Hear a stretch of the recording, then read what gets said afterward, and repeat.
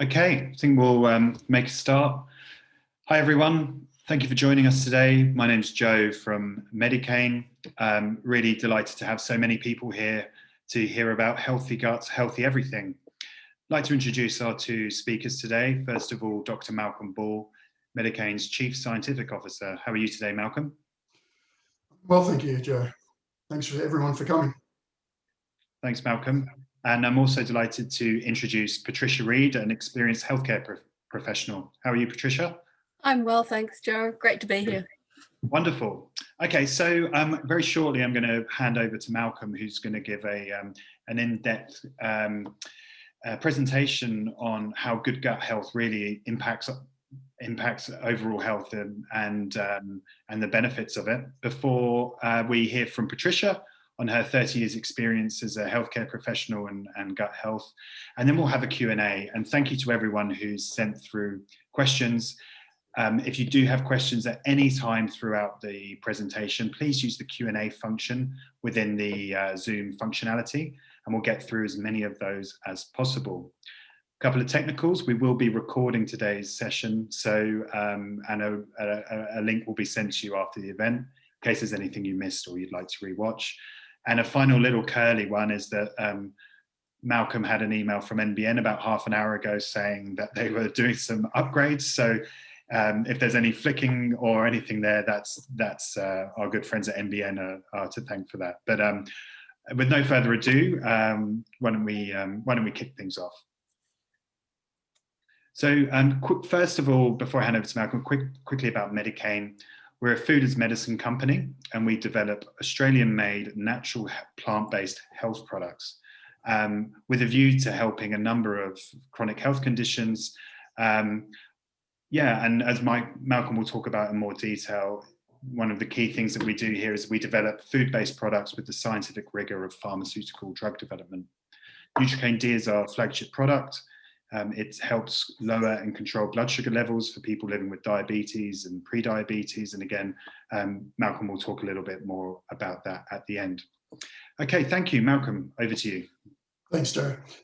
So the first thing I want to go through this afternoon is just why is it important to have food as medicine in the first place? And it really comes down to how complicated the biochemistry of the body is, particularly metabolism. So to give you an idea of just how complicated it is, let's have a look at the known pathways so far.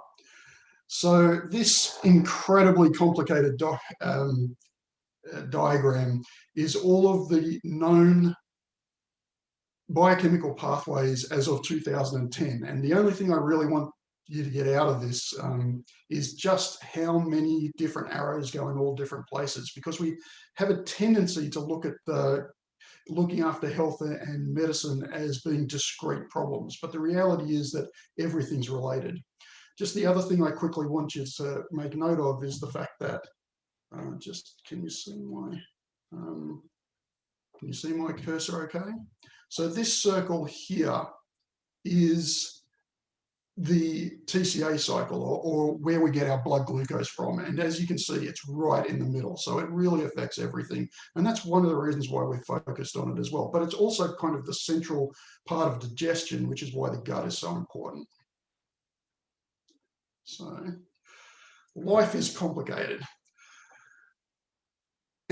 We have a tendency to think of ourselves as people, but in terms of our actual biology and biochemistry, there's actually far more microbes in our body than human cells. A number that gets thrown around a lot that people have probably heard of is that you're only 10% you. But that's not actually true. If you look at genetics, a human being has about 23,000 genes, and there's about 3.3 million genes in the bacteria and fungi in your body. So in reality, if you're talking about genetics, you're actually only about 0.6% you. And all of those genetics are what plays a role in our biochemistry. It's an interaction.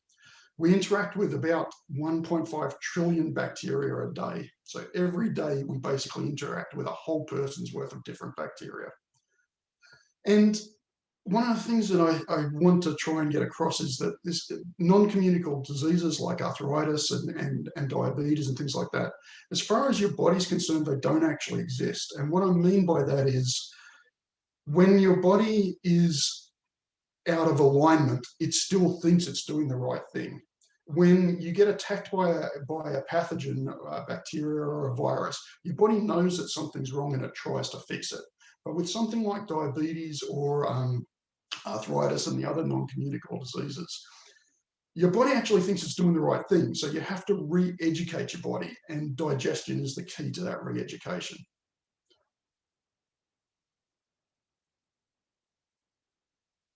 So what we're doing with medical nutrition is we're literally restocking the pantry.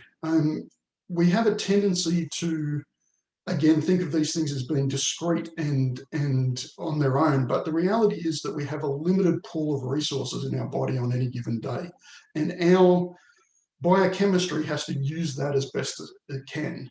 As the resources become scarce, the body starts to restrict function, and this is when things like blood sugar levels going out of alignment start to take place.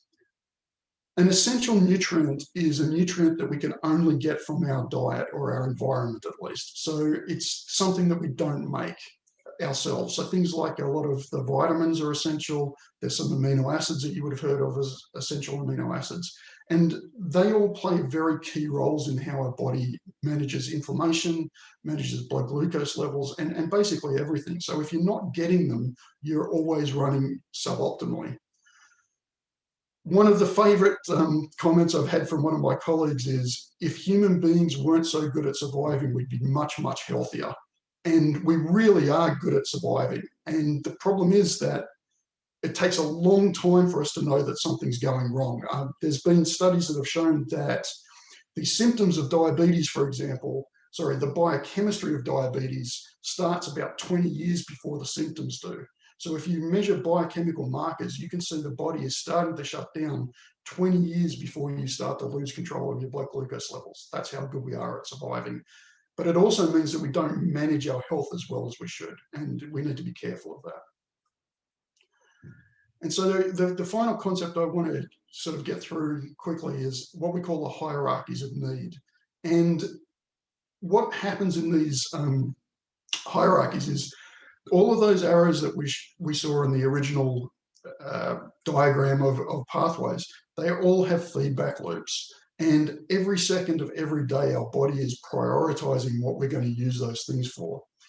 And when that happens, as I said, we'll always select survival over optimum performance, because if I'm not well but functional, I can survive and maybe get well. But if one part of my body is working great and something else is non-functional, then obviously I'm at much greater risk. And that's the way the biochemistry does it all the time. The neurotransmitters and inflammatory pathways play multiple roles in this feedback loop. Sometimes the same signal as the on and the off signal. And that's why things like vitamins, really high dose single vitamins, tend to get a bit of a bad rap, because you can overdose on a vitamin and actually start switching things off. This has been shown in a lot of scientific papers. The gut is priority number one. So no matter what happens, your gut will always take priority over everything else. And that's why we've got to feed the gut and look after it.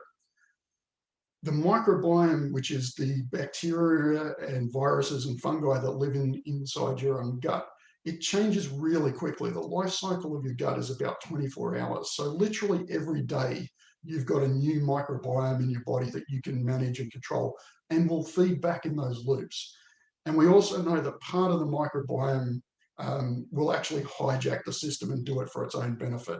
A really obvious example of that is there are bacteria that eat simple sugars, and when they get simple sugars, they release serotonin, so they make you feel good. So you've literally got a bacteria that's making you feel good when you eat bad food. And so we've got to be really careful about that. The other side of that is we can force it back the way we want it to, and that's what we're talking about here. So digestion and metabolism is a really important part of the microbiome plays a really important part in that. So a lot of what we use in our body is not actually in our food. It's actually made by the microbes which are residing in our gut. So the microbes eat the food that we eat, and they then create metabolites, which we then use ourselves. So if we're not feeding the microbiome, we're literally not feeding ourselves well. Insulin sensitivity is linked to a number of hormones produced in the gut, most noticeably GLP-1. So GLP-1 is actually a pharmaceutical that's used to treat diabetes, or at least GLP-1 mimics are. But we can control it naturally by manipulating the microbiome. Things like short-chain fatty acids have been shown to control blood sugar levels and metabolism in general, as well as reducing inflammation in the gut. And we also now have some pretty solid evidence that weight gain and loss is at least partly controlled by the microbiome. There was a really interesting study done in the UK of identical twins, where one of the twin was overweight and one wasn't. And what they showed was, when they looked at the microbiomes in the gut, the microbiomes were substantially different, and the overweight twins had more similar microbiomes to each other than they had to their own twins. So what that showed was our own genetics doesn't play as big a role as we thought it did in weight gain and loss. So if you want to lose weight, you really want to control your microbiome. Our immune system is largely found in our gut as well. I mean, when you see pictures of, when we were looking for pictures of the immune system, there was the lymph nodes and the spleen and all the various bits, but almost none of them actually had the gut listed as one of the organs of the immune system, even though 70% of the immune system actually resides in the gut. A lot of the immune regulators come from the gut as well. And what that means is, if you've got inflammation in your bowel, that will actually spread out to the rest of your body. So you get what's called systemic inflammation, which is just the signals from your gut are telling your immune system to switch on, or your inflammatory system to switch on, regardless of whether there's a threat or not. And this plays a huge role in general health. Things like arthritis, your inflammatory levels go up and down with your diet. A lot of people that have arthritis will be told not to eat members of the nightshade family, for example, because it changes the inflammatory response overall. The same thing applies to your gut. And nutrition has actually been shown to be essential to your immune response, and even how well you fight disease. So there have been studies that show that the effectiveness of some cancer therapies is dependent on the microbes in your gut. Whether they work or not depends on the microbes in your gut, particularly the immune regulators. There's been a lot of work on the effectiveness of various metabolism drugs being affected by your gut as well. So it really is something that you want to focus on if you're trying to improve your inflammatory state and your overall health. It also affects your mental health. So, and to be clear, this is not a theory. A lot of people talk about it like it is a theory, but it really isn't. The mechanisms involved are very well understood. And the specifics are a little bit still in the dark, but in terms of whether it's real or not, it really is well understood. And that's because a large portion of your nervous system is also found in your gut, about 80%. The number 70 to 80% comes up a lot when you're talking about the gut. In fact, the gut has so many nerves, it's sometimes called the second brain when you're talking about neurology. And the enteric nervous system, which is the nerves that help you digest, actually doesn't need your brain to do its job. So that's why brain dead people can survive, because the nerves that actually control living as such are not found in your brain. They're found in your gut. And the gut-brain axis describes how what's happening in your gut affects your mental state. And it can do that through three ways. The first is there is a nerve that goes directly between your gut and your brain called the vagus nerve. And it will actually communicate signals that our brain interprets as anxiety when something's not going right in the gut. And it works the other way as well. Everybody's experienced or heard of having butterflies in your stomach. Well, the butterflies in your stomach come when your anxiety goes down the vagus nerve and makes you feel uncomfortable in your digestive system. There's also inflammation. So inflammation from the gut, as we said, spreads into the rest of your body, and your body will interpret that. You've got a chat option in the background. So the inflammation will be translated into anxiety in your brain. And then lastly, a lot of the neurotransmitters that we use, again, about 90% of those are actually made by the microbes in your gut as well. So if you don't have the right microbes in your gut, then what you've got is not enough neurotransmitters to go around. Finally, the final point I want to make on this is that we are very good at telling when something's wrong, but we're very bad at telling what it is. So a lot of physical distress will translate to anxiety, and a lot of anxiety will translate to physical distress as well. So you really want to manage your digestion in order to take control of your feelings. Even things like depression that have been shown to be depletion in serotonin caused by microbes in the gut. And just finally, I want to, on this subject, I want to talk about medical nutrition and pharmaceuticals, because in our world, there tends to be a lot of antagonistic behavior between a lot of these players. But the truth is they actually work together. So medical nutrition and pharmaceuticals deal with two separate issues. It's important they don't work in isolation. You need good by them to work as well. Many of the drugs actually started as natural.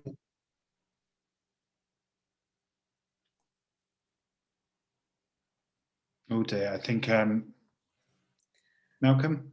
Yeah. Sorry, we just lost you for a little bit there. Would you mind just starting that little section again, please? Thank you. Sure. So from medical nutrition. Yes, please. Thanks. Okay. Sorry about that, everyone. So pharmaceuticals and medical nutrition.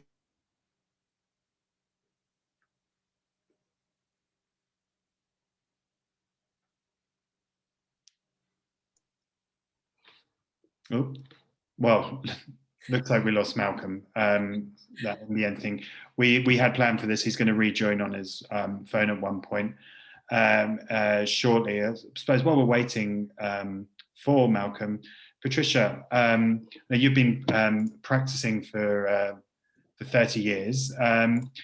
What are some of your experiences of gut health with what you've seen with people that you've worked with over the years?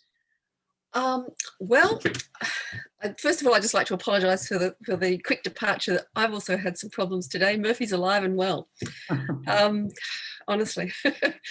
Look, I've been in private practice for just over 30 years, and I'm actually coming to the realisation of I guess once you've been around the circuit a few times, you get to see patterns. And one of the things that I'm now really, really appreciating is the absolute importance of gut health. To me, I've come to realise that it's the linchpin for immunity.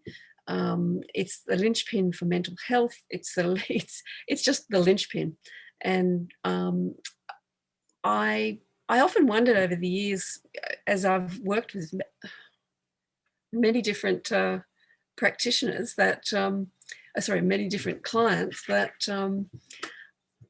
I couldn't really, hadn't quite put it together. But obviously, as research has brought new information to light, and given what Malcolm was saying about the amazing gut, I now can truly appreciate why, when I've addressed gut issues as a linchpin to, a multitude of inflammatory bowel conditions, antimicrobial resistance, problems with thyroid, central nervous system issues, colon cancer, heart disease. Dealing with the inflammation in the gut has been the linchpin to actually working towards correcting those other health conditions. Does that give you just sort of an encapsulated yeah, thanks explanation? Yeah, no, and you know, I know you and I have spoken before about your experiences of yeah, healthy guts and the importance it plays. Why don't we take a few questions while Yeah, that's fine. while we're waiting for Malcolm Okay. to rejoin us. Yeah, and a reminder, everyone, to please use the Q&A function if you've got any. Patricia had something from. Oh, he's back. Hi, Malcolm. Everyone. Do you want to? Why don't you pick it up from here? And thank you, everyone. We'll do the Q&A once Malcolm's Yeah. Thanks for your patience. Sorry about that, everyone. Do you have control? I do. You just want to? I'll take it from here. Yeah. Yeah. No worries. Yeah. Sorry about that, everyone. So, medical nutrition, food as medicines, and pharmaceuticals work together. The way that I like to look at it is that our biochemistry is a symphony, and you need a functioning orchestra to get the music to work. And there's two ways that the music can be out of alignment. The first is that an instrument breaks, and that's what you need a pharmaceutical for. You need a pharmaceutical to repair a broken instrument. But the other way the music can be unpleasant is if all of the instruments are a little bit out of tune. And it doesn't really matter how much effort you put into a single instrument, you're still not going to get the music happening right. And so that's where food as medicine or medical nutrition works. We retune the orchestra, and the two work together. So they're not actually antagonistic, they work together. And because of that, when you apply food as medicine to a situation, the pharmaceuticals tend to work more effectively because you've given them the environment that they need to function correctly. As I said, a lot of the medications started off as natural products anyway. So the idea that natural products aren't effective is just silly to anybody who works in the industry. Two notable ones for diabetes are metformin, which comes from French lilac, and statins, which come from fungi. And the metformin was isolated from French lilac and then synthesized, but statins are actually still grown in fungi. So those tablets that you take for your cholesterol, they are actually grown in fungi and purified from fungi and turned into a tablet. As we talked about before, whether a treatment works or not can be dependent on the microbiome as well. Like, there's been some really interesting studies which have shown people that were in late stage 4 cancer, were given like literally days to live. They altered the microbiome, altered the way that they gave the treatments to, and they came out the other side okay. And then there's been other studies that have shown that if the microbiome's wrong, it doesn't matter how much of the drugs that you give them, they just don't work. So we really want to work these two things together. Thanks. So what is NutriKane itself then? So it's made from food. So it is a high quality food.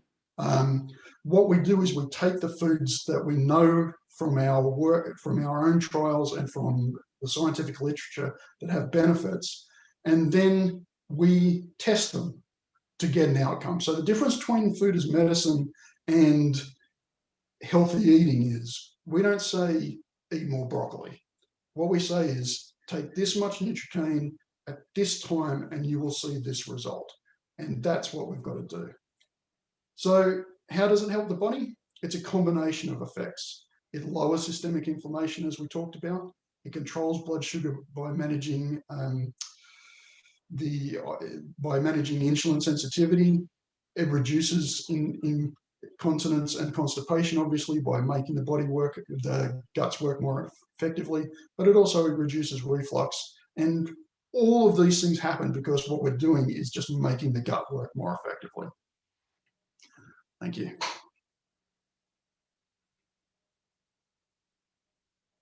Sorry, we've got a summary slide. Still no. So in summary, almost all biochemistry starts with digestion. Everything that we get from our body, that our body needs apart from air and sunlight, comes from what we eat. The microbiome makes a lot of the nutrition that we eat, so we need to feed the microbiome.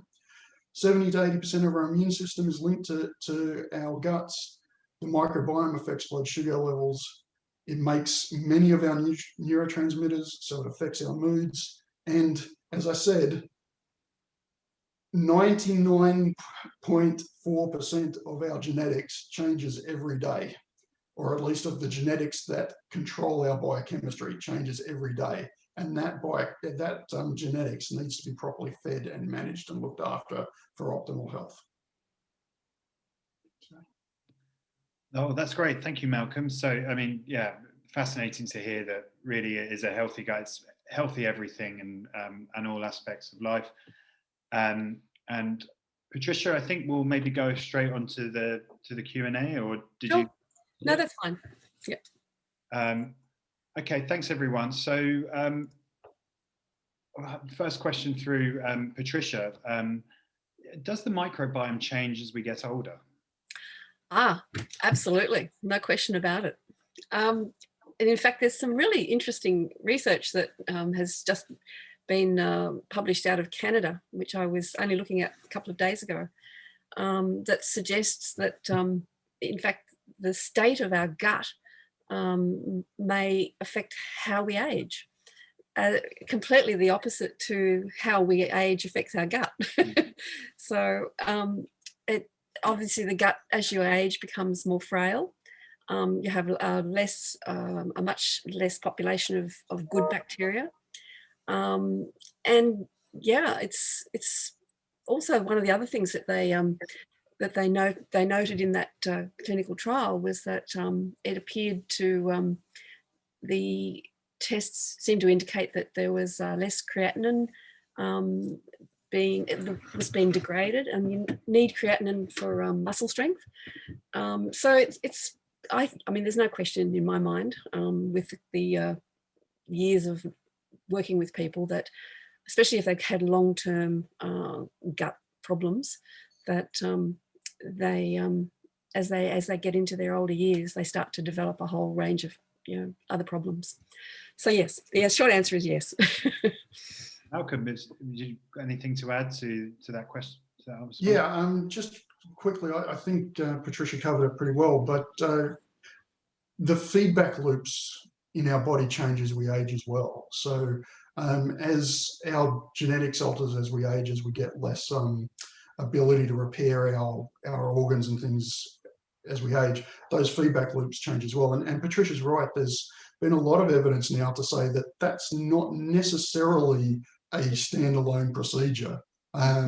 So there's a thing called AGEs, advanced glycation end products, which are basically a measure of how quickly our body breaks down as we age, loses the ability to repair itself. And they've shown that those numbers can be changed quite significantly by changing your diet and specifically readjusting your microbiome. So the nice thing about the microbiome is you can force it back into a younger state, and that does tend to have knock-on effects, it seems anyway. Wow. Thanks for that, guys. Had a question from someone from the audience. I have ongoing gut problems, and now I'm at the stage where I have a red rash on my face every day. Patricia, is that something you've come across before? Yeah, absolutely. I mean, it could be many different issues at hand, but definitely if they've had ongoing gut issues, then the chances are that it is related. What it could be, I off the top of my head, I wouldn't like to venture that. But I think again, I can't overemphasize that if you're wanting to deal with any type of gut disorder, or indigestion, or any type of skin condition, it comes back to the gut. So you need to start addressing that issue. Thanks, Patricia. Yeah, there's actually quite a lot of scientific evidence on the link between gut inflammation, things like psoriasis and stuff like that. So yeah. The way that, sorry, rosacea, there's a whole host of things. Yeah. Yeah, I think it's safe to say in any kind of situation, if you reduce gut inflammation, the only possible outcome is things are going to be better. You know, they're certainly not going to be any worse. So it gets back to that sort of systemic inflammation. If your body is inflamed, it's going to show up all over the place. It doesn't matter where it comes from, but it radiates out from the gut. So certainly give it a go would be my suggestion. Wonderful. Thanks for that. Another question through here about prebiotics. You know, what are prebiotics, and what are examples of some good ones? Who'd like to take that? Malcolm? Sure. So a prebiotic, the literal definition is anything that feeds the bacteria in the gut, the good bacteria in the gut, I should say. The problem with that is it's such a broad definition that a lot of things that shouldn't be allowed to be called prebiotics are allowed to be called prebiotics. Sort of the real definition of a prebiotic, it should be, in my opinion, something that causes an outcome rather than just something that you can show feeds bacteria. And those tend to be complex foods which have multiple types of prebiotics in them. One of the things that we did with MediKane was specifically look at that. So we specifically put in different foods to feed a broad spectrum of the gut. One of the reasons for that is that there's not a huge amount of data on any one bacteria being effective in treating disease. But what is universally, to my knowledge, there has never been a situation where this has not been true. The more diverse your gut, the healthier you are. So in every study that's ever been done, to my knowledge, and I've looked at hundreds of them, in every case, the healthy individual had the more diverse gut. So what you want is a prebiotic that will feed everything. And so it really comes down to complexity in that case, because obviously the simpler the prebiotic you're feeding yourself, the simpler the thing it's going to feed is going to be. It's a pretty much straight relationship. So foods that are rich in resistant starch, insoluble and soluble fiber, don't just have one of those, but have multiples of them, combining meals, things like that. And as I said, that's one of the things that we specifically looked at for MediKane to give it that broad spectrum effect. Great, thanks, Malcolm. Patricia, one for you. I have trouble sleeping throughout the night. Will improved gut health help me sleep better? Look, I'm absolutely, again, categorically, I believe yes. I have lost count of the number of clients over the years who have, as part of their overall health conditions that have come to see me, they've improved their sleep, the quality of their sleep, the length of their sleep, the ability to remain asleep, not have to wake in the middle of the night, and just report that they wake feeling rested for the first time in years. It doesn't happen, obviously this doesn't just happen overnight, but yeah, absolutely. Quality of sleep and clarity of just well-being and lifting of brain fog. Yep, absolutely. Thanks, Patricia. Can't recommend it too much. Another question here. I'm not sure which of you two want to take this one. What helps autoimmune disease? For example, and excuse me in the pronunciation, polymyalgia. Polymyalgia. Polymyalgia. Thank you. Myalgia, sorry. Polymyalgia, yeah. Do you want to go first? No, I'll let you go. You go. Yeah, okay. So there's been some really interesting work on autoimmune diseases just recently. And amazingly, they're much more complicated than we originally thought, which is pretty much what happens whenever we look at this kind of stuff. And what they've shown for a number of things is the antibodies on their own do not necessarily cause the damage. And also the damage is not necessarily irreversible. Now, I'm speaking in general terms here, so please don't take this as something that can happen personally. You'd have to talk to a healthcare professional about your specific circumstances about that. But what we do know now is that if you control the inflammation, the body can regenerate in certain circumstances, and the actual damage done by the autoimmune condition is reduced in a lot of circumstances as well. So multiple sclerosis, for example, even though it's considered to be an autoimmune disease, it's actually interferon gamma that plays a role in the destruction. So the interferon gamma switches on the inflammation around the nerves, and that destroys the coating, which then causes the MS. If you get rid of the interferon gamma negative feedback loop, then you can manage a lot of that. And so there are pharmaceuticals based on that. So a lot of the pharmaceuticals based around autoimmune diseases are actually anti-inflammatories. IL-6, for example, a lot of the stuff for lupus and all of those kind of things, even though they're autoimmune diseases, they're actually anti-inflammatories that are used to treat them. Now, how much that can be transferred to microbiome management and control, again, if you reduce systemic inflammation, you're going to have a better time of it. It doesn't matter what the situation is. Whether it will manage that specific condition or not really is dependent on so many factors that you can't say for a specific individual. But these things are what we call threshold events. And so the systemic inflammation, if you like, is the foundation of that threshold. And the specific problem you have is the spike. And if the spike gets above a certain level, then you will have symptoms and conditions. But if it doesn't get above a certain level, you won't get damage. So if you can drop that foundation as low as you can, you increase the chances of everything getting the spike low. Hopefully that kind of answers the question. But flick an email to us and we can talk about specific situations if you like, because we do have a lot of information on that. It's just too complicated to go into on a webinar. Yeah. Thanks, Malcolm, and hope that helped answer the question. And yeah, I'll be following up with everyone afterwards with email addresses and further information. So, Patricia, question: my hands swell during winter.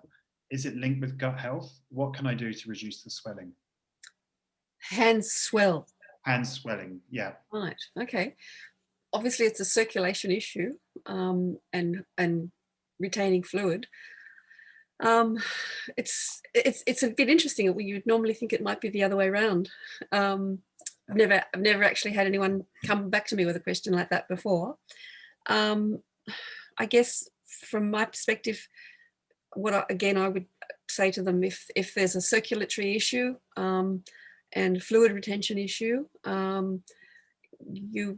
you would be wanting to obviously talk to your doctor. I guess all I can say is you can't go wrong looking at addressing gut health if there is an issue in that direction. Personally, I've never experienced that condition. I've had people complain of fluid retention and swelling in the heat, but not in the cold. So that's the best I can offer. I can maybe add a little bit here, and this is very preliminary. So this is really something that we're looking to investigate, but we don't have good information on at the moment. But we have indications that managing the gut microbiome helps with peripheral neuropathy. And peripheral neuropathy is a circulatory condition. Even though it affects the nerves, the actual damage is caused by the loss of circulation. So that might indicate that you might get some benefit from it. But again, it's very early stage to be able to draw. It's a fairly long bow to draw. But again, like Patricia, I keep going back to the worst case scenario is you're healthier if you fix your gut. There is no downside to fixing your gut. None whatsoever. Yeah. Thank you. Yeah. Another quite specific question here around diabetes management. I currently take Jardiamet, metformin plus empagliflozin to reduce blood sugar, and rosuvastatin to control cholesterol at age 79. And apologies about the appalling pronunciation. How would MediKane D address this, and how could I reduce flatulence at the same time? I think Malcolm, that's one for Malcolm. Okay. So again, I need to qualify this by saying everybody's an individual, and it's very hard to say something based on only that information. So please go and check with your healthcare professional, because they have all of your data and they can make a decision about all, knowing you personally. Having said that, it's very common for people to reduce the need for medication over an extended period of time by fixing their gut health. And that's because, like I said, medications work more effectively when your metabolism is working properly. So if you've given your body all of the things that you need for the medication to work, then you need less medication to get the same job done. So that's just a very general terms, but it's a general term because it generally is true. In terms of flatulence is a really interesting one because it kind of gets a bad rap, or at least prebiotics and things like that get a bad rap when it comes to flatulence, because there's three types of gas production, I should say, in your intestines, and only one of them is responsible for what we think of as flatulence and bloat and that kind of thing. So if you have very simple prebiotics, they tend to cause an overgrowth of one type, which gives you flatulence and gives you bloating. If you have a really complex prebiotic, no one bacteria gets to upset the balance, and your level of flatulence and bloating actually goes down. But one thing to be careful of with this kind of thing is when you're dealing with the gut microbiome and digestion in general, more is not always better. So to give you an example with constipation relief, which is an area that we've worked a lot with hospitals and things in, people would say, oh, look, I took a whole serve and it didn't work, so I took 3 serves and now I'm all bunged up and all of this kind of stuff. And what we'd say to them is, well, take a quarter of a serve 4 times a day instead of 1 serve at once. And almost universally that solves the problem. And that tends to solve the problems of flatulence and bloats and things as well. Because what you want to do is have a constant, slow feeding of things. You don't want to have these big spikes. So often bloating and flatulence comes from having a big spike of fiber all in one go. So hopefully that answers the question. But really, I guess the short answer is it should work. So give it a go. It should actually solve the problem if you manage it well. I'd just like to add something there if I could. Yep. I've had a number of clients now over the last 6 years that have used Neurotransmitters D in conjunction with their medication, and also in conjunction working with their doctors.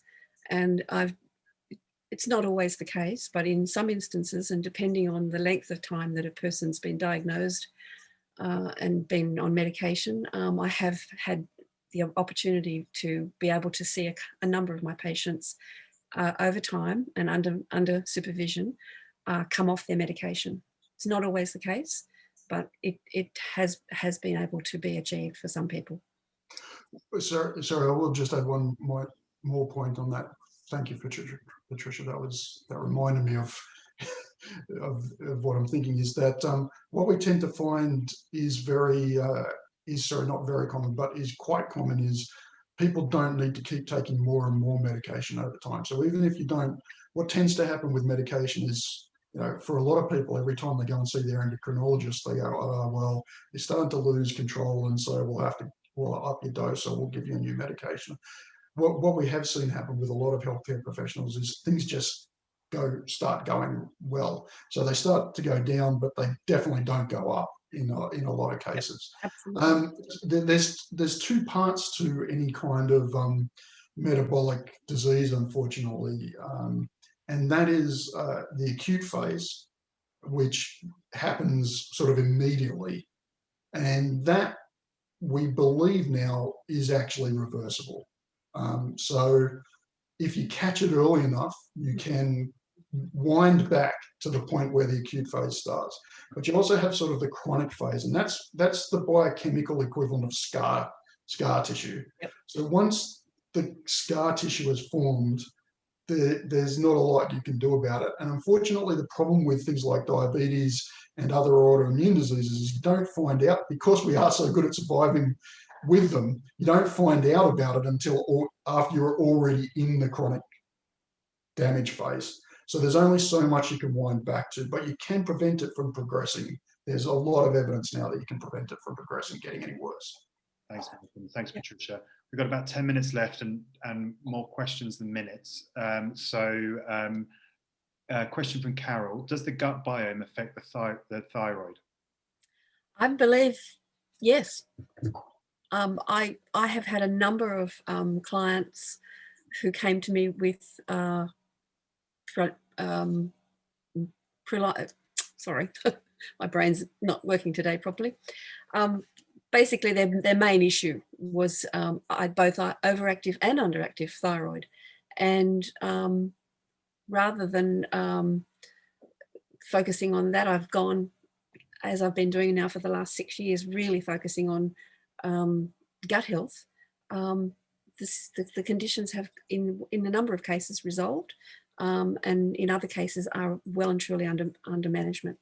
So yes, as the years go by and I work with this product and really focus on gut health as an absolute number one priority, I'm realizing over 30 years why I was getting results without actually realizing, fully appreciating the importance of the gut. Yeah. Yeah, I mean, one of the things to remember about all of the thyroids and things like that is they're all part of the feedback system. They're all part of the control mechanism. So a large part, even though a lot of the time it's not talked about in literature and things like that, a large part of what they do is communicate with the gut through indirect or direct means. So the way to think about fixing the gut is you're really resetting zero. You're tearing the scale, if you like. Over time, more and more weight gets put on the scale, and that causes all sorts of ongoing issues. And when you reset the gut, you re-tear the scale and you start again from zero. And that, as I said, a lot of the communication in your body either goes through or is started in the gut. So you're going to have these feedback loops always updating if you fix the gut. Thanks, guys.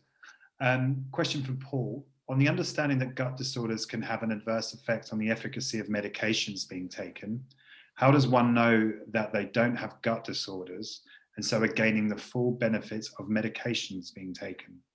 Yeah, that's a really great question. And unfortunately, the answer at the moment is it's retroactive. So there's a lot of companies out there, and we're working with a number of them that are trying to be proactive about, we're measuring your gut microbiome now and we can direct you towards improvements. But the truth is that the technology just isn't advanced. Like I said, 3.3 million genes all interacting at once. The complexity of it is just so intense that really the only way to do this is to go, I know what I need to do to fix my gut. I'm going to assume that there's something wrong with it. So if I'm not actively fixing my gut, it's a pretty safe bet it's not right, is really what it comes down to in the the sort of modern processed society, not Western, it's not the right word. So if you're eating, what it really comes down to, if you're not growing your own vegetables and you're not slaughtering your own meat, there's a good chance you're getting suboptimal food. It's unfortunately just the way the world is at the moment, because the drive isn't towards healthy food, or the drive isn't towards regulating the health of food, if that makes sense, which is why companies like MediKane exist. I mean, we literally exist because we went, the only way we can guarantee that we're going to get these results is if we regulate the foods ourselves. And so it's a safe bet that it's suboptimal. Now, a lot of medications take that into account. I want to be clear about this. I'm not saying that you should panic about it or anything, because when you make pharmaceuticals, and I should say I used to develop pharmaceuticals, so I'm I've been in that industry, you take into account that a lot of people are suboptimal, and that when you dose people, when you give people doses of their medication, you take into account that it may not work properly for them. That's why doctors always modify your medication on the run. I mean, this all just happens in the background of the medical industry. But there's plenty of stuff you can do yourself to be proactive to make it more effective, and that comes down to gut health. Absolutely. I'd just like to add to that. I think that pretty much anyone out there that's eating a Western diet in this day and age has got a suboptimal gut. And gut, yeah, it's the first port of call. Start addressing that first and foremost. Yeah, I mean, a lot of the people I work with, the first thing we do, so a lot of the people I work with do things like cancer therapies and stuff like that. And now they're actually, the first thing that they do is go, before we give you chemotherapy, yep, we're going to put you on a regime of nutrition and vitamins and everything that will get you to the point where we know you're at a point where you are most likely to have the least side effects and most likely to have the best effect. And then we'll hit you with the chemotherapy because we think we'll get a much better result. So it is happening. It's just not universally around at the moment. Thanks, Malcolm. Thanks, Patricia. Time for a couple more. Patricia, have you had experience? The question is, can this product help with MediKane D? Can it help with arthritis? Is that something that you? Yes, I've definitely had quite a number of clients who use the product specifically to eliminate the pain and the loss of mobility and the stiffness, and absolutely swear by the product, and so much so that they won't travel without it. They won't. Yeah, definitely. I could go on. But yeah, no, I've had some very good results for people with it. Thank you. A question from, and it kind of maybe brings it all together, a question from Carol. So talking about Western diets, so what kind of diet is recommended? Okay, where do we start? How quick? Fresh food, clean food, not anything out of a packet or out of a tin. Grow your own veggies. Use fermented foods. Malcolm. Yeah, I mean, the truth of the matter is that it's very, very hard. And that's, again, one of the reasons why MediKane and other food as medicine companies exist, is because even things like fresh food. So we've actually done some studies on this. Fresh food isn't fresh. It gets picked and it gets put in cold storage, and then it gets transferred, and then it gets put in more cold storage, and then it gets ripened with things, and then it gets put onto a shelf that it sits there for the shelf. And most of the nutrition that we need, the micronutrients at least, have very short half-lives in that they go off very quickly. So in reality, frozen berries and things are actually more nutritious than fresh berries, because what they do now is they actually have the freezer unit on the picker. And so they get picked and put straight into the freezer and snap frozen. And so a lot of the nutrition is trapped in the freezing process. I agree completely. That's not to say don't eat fresh food or anything like that. That's not what I'm saying. You definitely want to buy fresh over packaged, because a lot of the problem with packaged foods is the complexity is about in the food is about how easy is it to put in the package, not about how good it is for you. So a lot of the things that are in a packaged food are about, not going off, going through the extruder well, all of those kind of things. It's false complexity. The complexity of food comes from the minimal amount of processing. So what you want to do is find foods that are processed in such a way that it happens really quickly, and processed in a way that it's minimally destructive. So that's where things like sort of whole grains, dried herbs and things like that, because what you're doing when you dry the herbs is you're preventing them from going off. That's why you do it. The current thinking is that a large portion of your food should be plant-based, but that meat is an essential part of your diet as well. So, which is not to say you can't be vegan, not to say you can't be a carnivore. There's always ways to get around it, but you've got to be really, really careful if you do that. What you really want is to have sort of most of what you get come from plants, because that's where a lot of the micronutrients are, and then the super boost of the meat to really finish it off and get things like B12 and stuff like that you can't get. Unfortunately, again, it's just one of those things which is really complex, and you know, I'm rambling because there's no simple answer. Maybe Malcolm, I'll jump in here. We got maybe the final question, and it's almost a nice way to tie everything off. And I'll go to Patricia first, and then you, Malcolm. Maybe just so a question from Robert. Patricia, what is the best way to improve gut health? Oh, well, its short answer is take MediKane.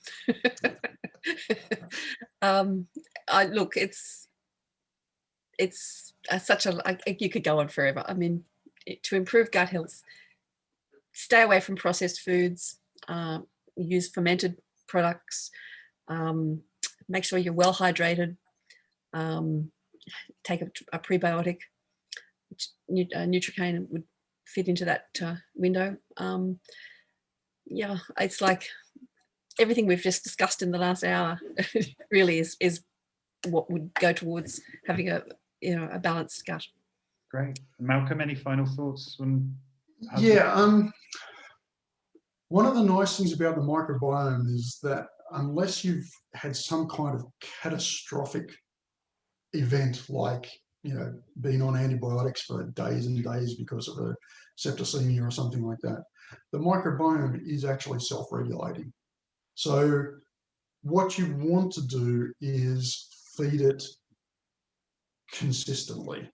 It doesn't have to, and it doesn't have to be exactly everything you need exactly every day. That's not the way to look at it. It's the way to look at it with things like MediKane, because we've tested that, and that's the outcome that we get when you test it. But in terms of your diet, what you want to do is get as much variety as you can. As many colors as you can is a really good way to do things, because the colors are micronutrients that our body uses. So don't just eat green stuff. Don't just eat red stuff. Don't just, get as many. And even things like, purple carrots are different than orange carrots. They've got different nutrition in them than orange carrots do. So as many different colors as you can, as many different types of fiber as you can, and those fibers need to be intact. So there was a really nice paper that was done a few years ago that showed that if you take the beta carotene out of the carrots, it's much less effective than eating a carrot with beta carotene in it, because the fiber lets your body absorb it more effectively. So you want those things to be as intact as they possibly can. And the last kind of thing is, with the exception of things like intermittent fasting and stuff like that, where again you're trying to get a specific outcome, restriction doesn't tend to be a good idea. Like one of the things about our microbiome is everything is good or bad depending on the circumstance. So you don't actually want to get rid of all of your pro-inflammatory bacteria, because they do important things in the body as well. You want to have them at an appropriate level. So don't, go. One of the things that I really hate, and this is the thought that I'll finish on, is this concept of all you have to do. You hear a lot of people go, all you have to do is be a carnivore, or all you have to do is be a vegan, or all you have to do is take this, or all you have to do. Whenever anybody says all you have to do, it's a good time to stop listening to them.